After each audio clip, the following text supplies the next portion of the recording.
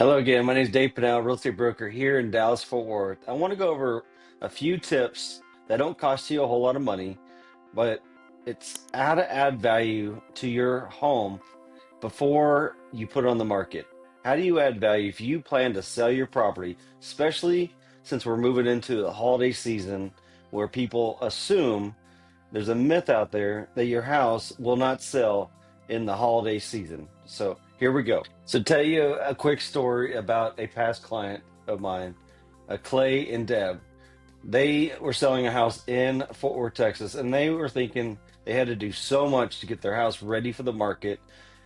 They already found another property. They didn't want to, they already had the idea that they had to put money down on that new house that they wanted to buy, and they're ready to sell their house, and they didn't want to spend what they were thinking from other realtors telling them $50,000 to get it on the market. After I met them and saw the property, we just did a few tweaks. We decluttered the house, took out some things that they were going to move with. We boxed some things up in the garage in the same size boxes so it's nice and organized.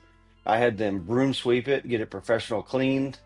What else we do? We did some trim paint and cleaned up the lines so when someone walks in, you can see clean lines all throughout the house so it presents better. And then we went over the comps. They weren't astronomically, they weren't high on their list price.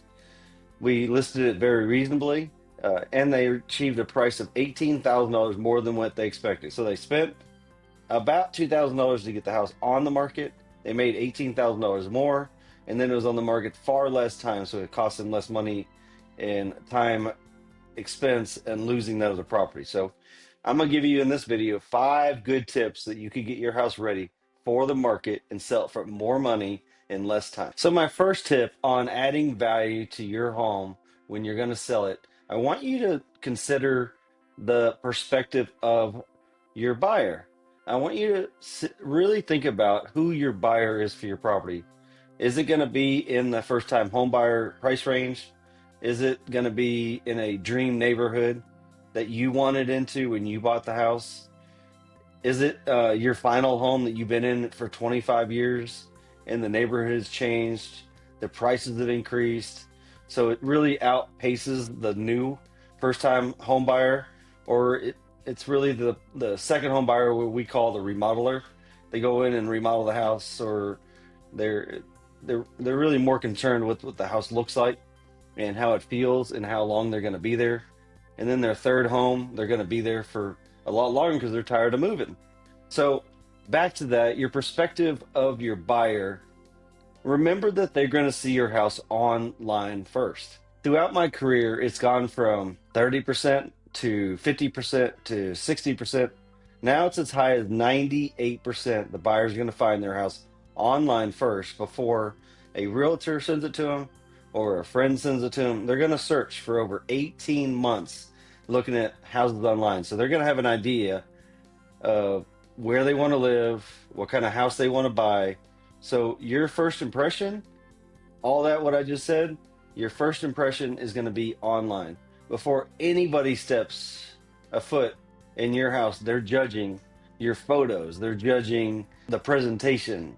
So adding value where it counts, adding value to a little bit of staging, adding value to the improving the curb appeal when people drive up, having the shrubs cut, having the mulch replaced, having the weeds pulled, maybe even, especially, I say maybe, but especially painting the front door. A few $100s here can create thousands of value for somebody's perspective when they get to your property so that they don't turn around or drive off. So my next tip here is think about the feel that you're giving somebody that comes into your space, your home.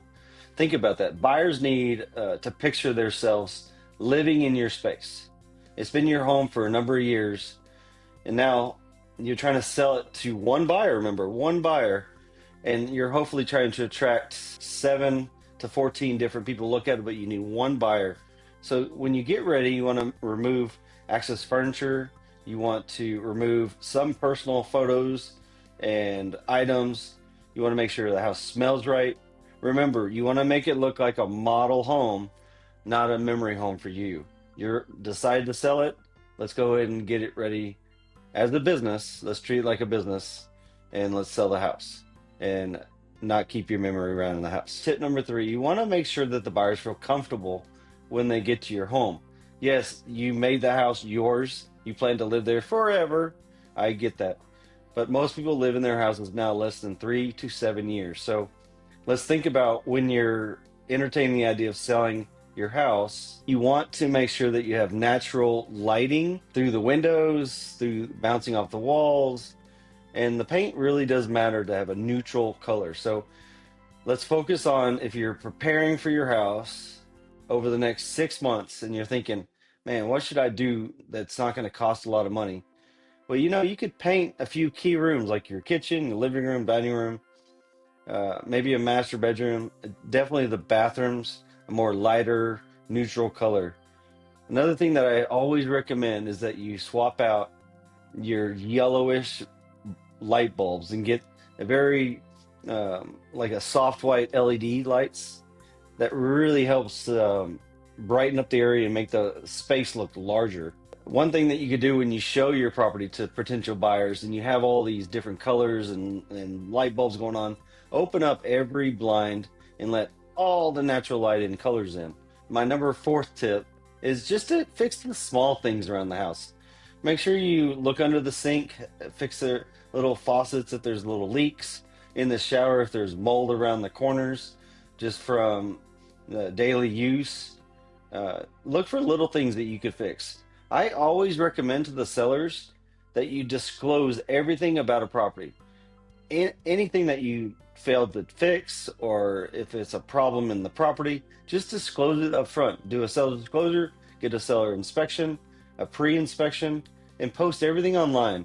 So when someone sees your property, you take the advice from the first part of this video, you do natural lighting, you do curb appeal, you do the best photography, you get the amount of buyers you need in the property in the first 30 days.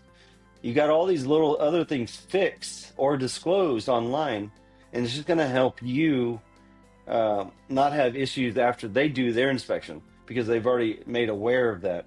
So they're already comfortable with it. They thought about it a few days. Usually if a buyer walks into a house, they make an offer because they love the property, then they do their inspection, and then it makes them have a little bit of buyer's remorse. Like, dang, I have 1 day to cancel this contract now because I spent 9 days inspecting it and figuring out what I don't like about the property. Now I need to find an excuse to back out. So don't give the buyer a reason to back out.